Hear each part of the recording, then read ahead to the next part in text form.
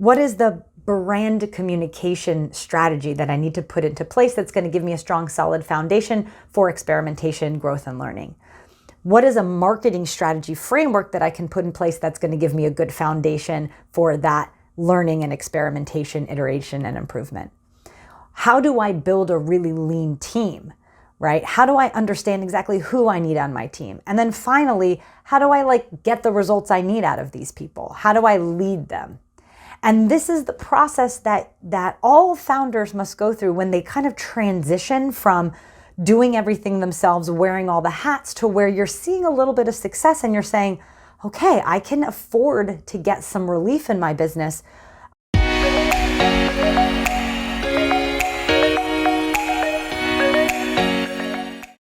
Hello and welcome. I'm so happy you're here to join me for a fresh episode of the Scalable Marketing Machine podcast. So we've gotten through the holidays. We are really still in the beginning of 2024. I hope that you had a beautiful holiday season and really have hit the ground running to get all of your dreams and all of your goals done this year. And I can hardly believe how fast time is moving already.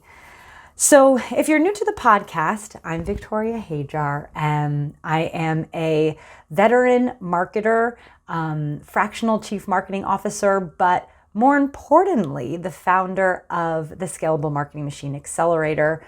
And I wanted to talk a little bit today about why I created the Scalable Marketing Machine Accelerator. It's been something that's been coming for a couple of years now. And building this accelerator has been really a culmination of all of my learnings, all of the playbooks that I've executed on, all of the teams that I've built, all the founders that I've worked with over the past 15 years, all around the world, from China to Dubai to Mexico to here in the US. And I've sort of collected all of my systems, all of the frameworks, and put it into a year-long program where I work hand in hand with female founders, meeting each and every week to implement the playbooks that I would be implementing for founders as a fractional CMO. And the reason that I created it was because over the years, I've been a part of so many communities of women who, they have their business rolling, they have a couple people working in their business, and they're just feeling so overwhelmed and so stressed by marketing, and they want to hire someone to come and do it all for them, someone that has the high-level strategy experience and can really take the reins for marketing. But the reality becomes they just don't simply have the budget to do that. And so while I wanted to work with many of the founders in my community for their business and for the amount of revenue they were bringing in, it didn't quite make sense to bring in a C-suite position. And nowadays, I think that there's a lot of, I think people really liberally throw around these chief marketing and chief, financial and COO and CEO and all of these titles where, when you're really building your business in that beginning growth stages, oftentimes we don't need that level position, right? I mean, we may call them that position, but in reality, it's a manager position, or if you're lucky enough, a director position, right? But if you're not quite at the stage to get that director position in your business, what happens? We get a little bit stuck. We get stuck with subcontractors and freelancers and all of these really well-meaning team members that simply don't have the experience to really drive the experimentation and the strategy and sort of organizing the marketing department to really get the results that are needed. And so the Scalable Marketing Machine Accelerator was really my answer to that. How can I transmit all of my experience and the systems that I've perfected over the years on how to figure out, how do we kind of create the communication framework so we can begin to really run fruitful experiments? How do we know what people we need to hire for, what positions we need to hire for or not? How do we kind of organize all of this so we have this streamlined, sort of cleaner, drawing board to start really learning and really doing great and impactful experiments in our marketing so we can find those big growth levers, right? And if you've managed to get your business to that kind of 6-figure realm where you do have like maybe a virtual assistant or a social media manager, right? You've gotten a little bit of traction, right? But you know that there's so much more out there for you to grow and to explore. There's more opportunities out there and you just don't know how to grasp them, right? So I put together this accelerator to educate founders like yourself on all of these essential pieces, right? What is the brand communication strategy that I need to put into place that's going to give me a strong, solid foundation for experimentation, growth, and learning? What is a marketing strategy framework that I can put in place that's going to give me a good foundation for that learning and experimentation, iteration, and improvement? How do I build a really lean team, right? How do I understand exactly who I need on my team? And then finally, how do I get the results I need out of these people? How do I lead them? And this is the process that all founders must go through when they kind of transition from doing everything themselves, wearing all the hats, to where you're seeing a little bit of success and you're saying, okay, I can afford to get some relief in my business. I can afford to start growing my team. I want to reinvest my revenues in growing my team and really building this out, but where do I even start, right? And so that's the premise for the Scalable Marketing Machine Accelerator, and me doing that hand in hand with you is the best way that I have found to be able to give that support and the attention and that personalized consulting, but in a format that's going to be absolutely affordable. So you get that C-suite position without having to pay the C-suite's position. And it is my passion. Actually, I'm recording this podcast episode after my regular Friday meetings with my cohort for the accelerator. And it is my most happy time of the week. It gives me so much joy to be just getting my hands dirty inside businesses and really help problem solving and being able to leverage my experience to be specifically offering specific answers to the questions, right? And each week we come together and it may be something different. This week we were talking a lot about people. We were talking a lot about how do we know who we need to hire and how do we get the most out of them and how do we organize their time to really, and organize our meeting time so we're not sort of having really disparate communication and sideload work efforts, right? And what I've found is across all the founders in the cohort now was this real big pain point where you have, a couple of people working in your business with you, but you're the center point of communication.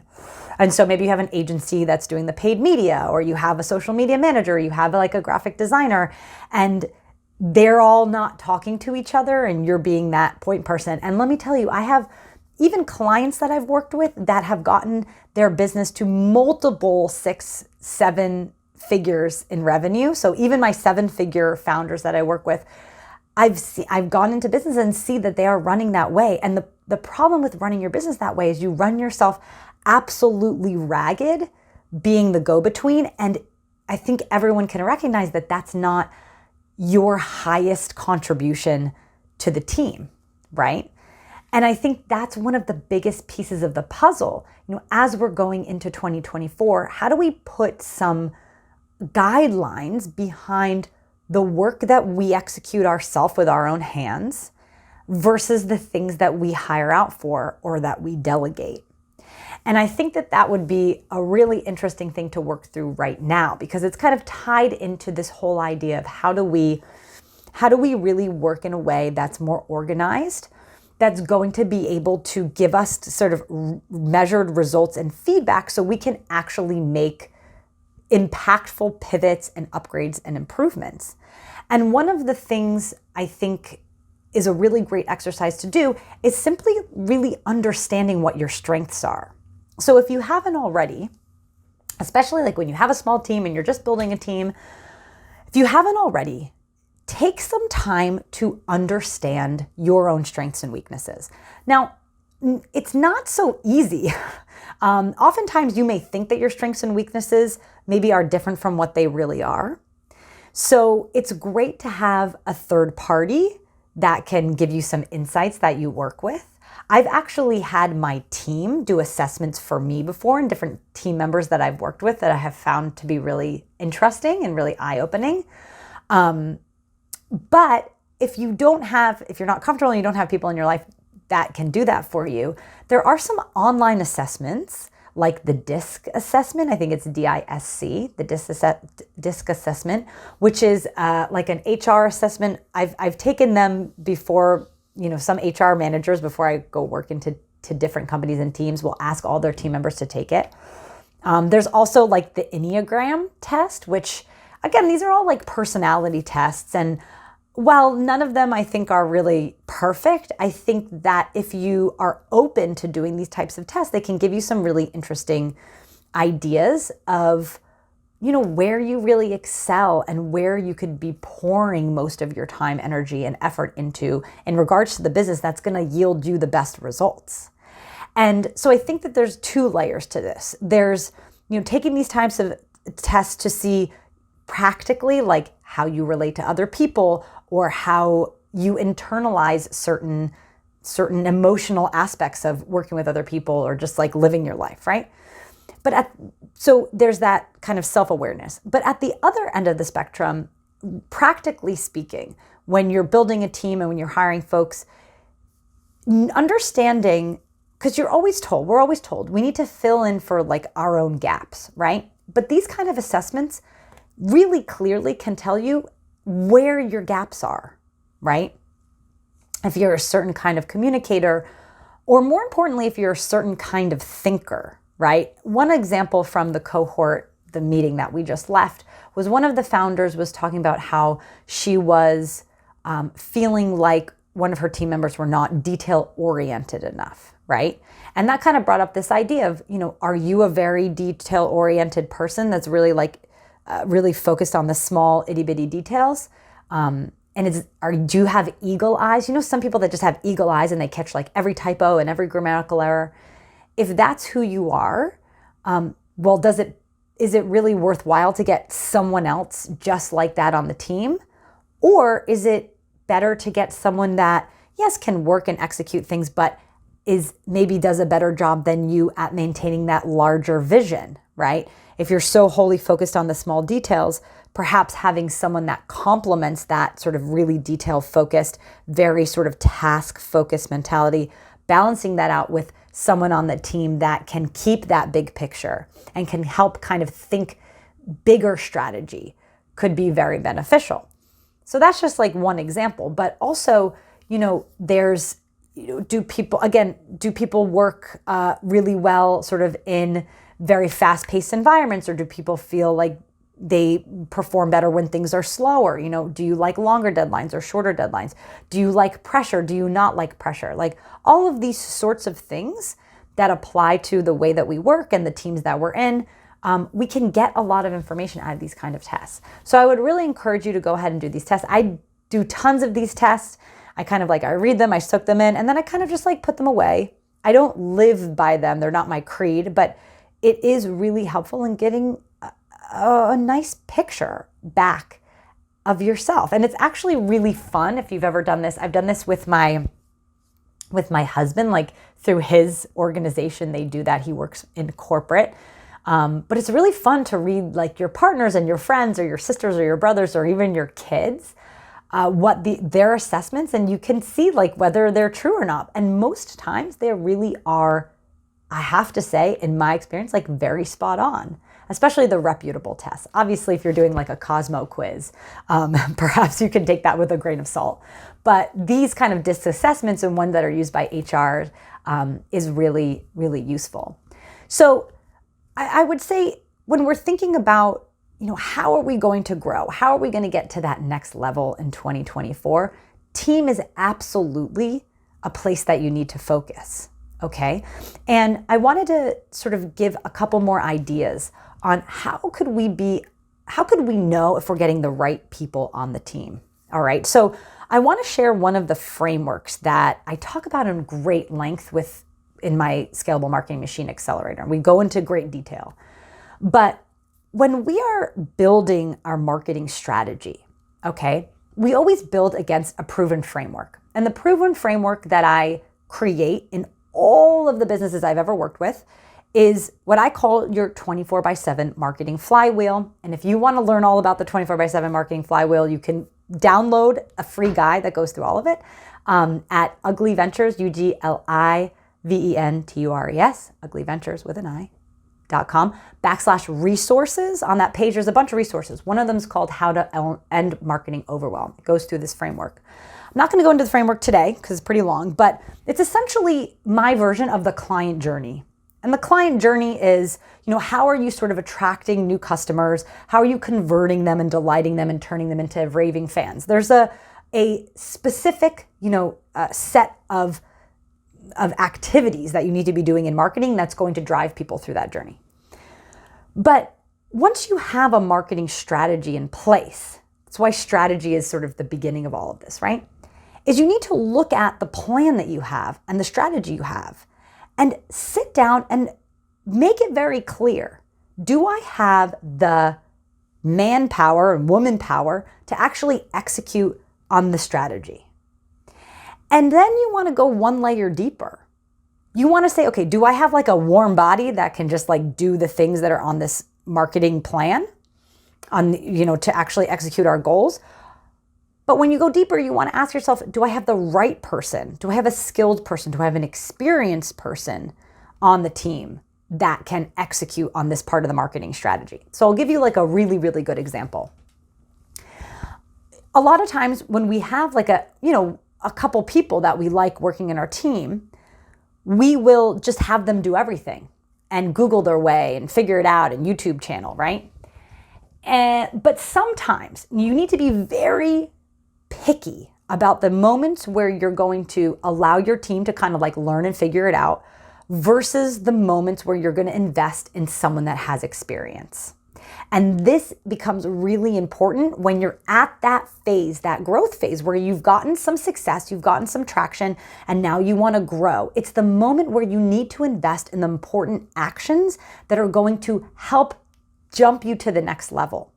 So an example, let's say that you have, someone on your team that is doing your social media management, right? I've seen this so many times. Let's have the social media manager learn how to run, Instagram ads.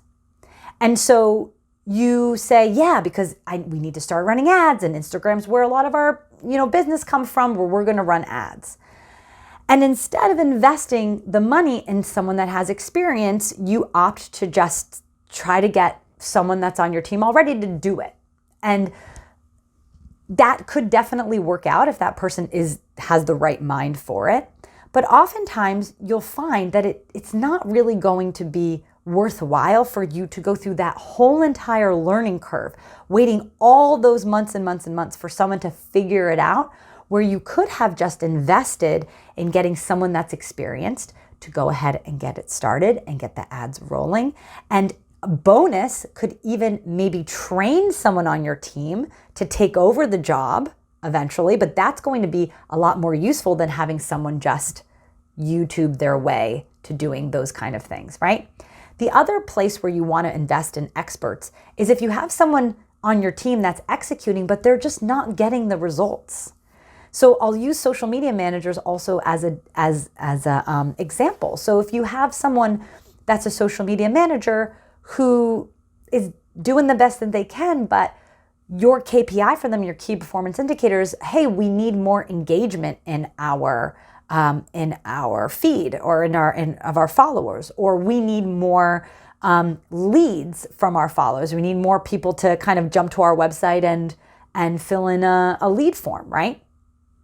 And if it's been time and this person just simply cannot do the action, they can't actually get the results, it's probably time to find someone that is better, that has more experience, that knows the plays that they have, the actual types of content that are going to move people into action, that have that experience, right?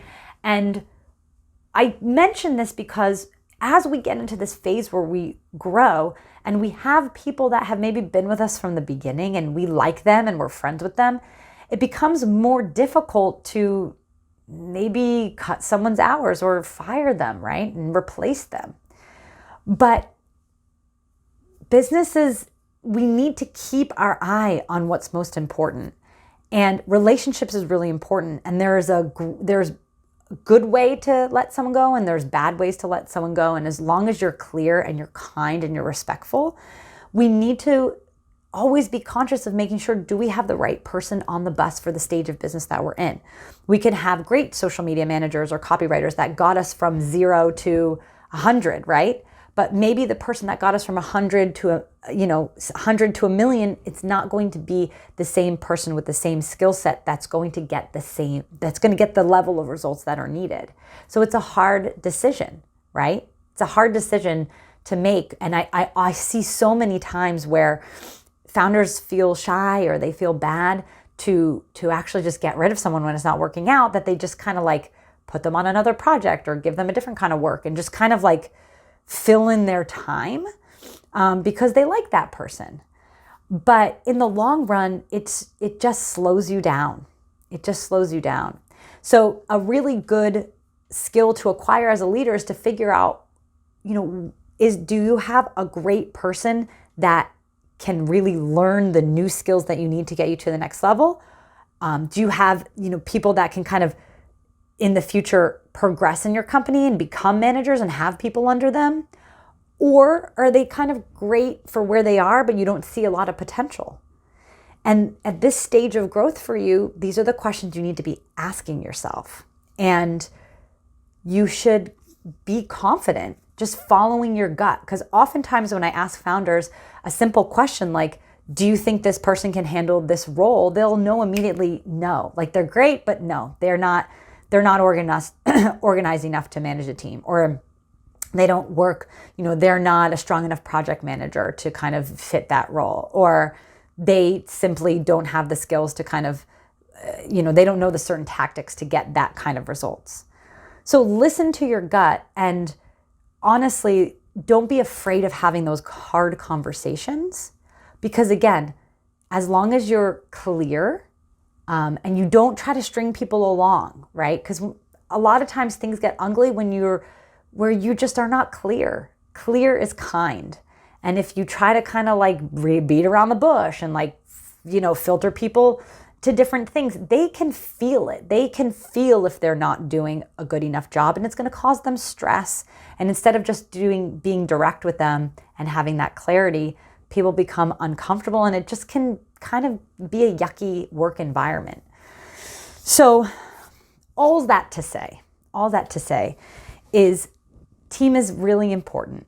And as you grow, understanding, right, your needs, not only personally, like what sort of skill sets are going to complement yours, which is really practically important, but what is equally as practically important is understanding the marketing strategy that you're putting into play.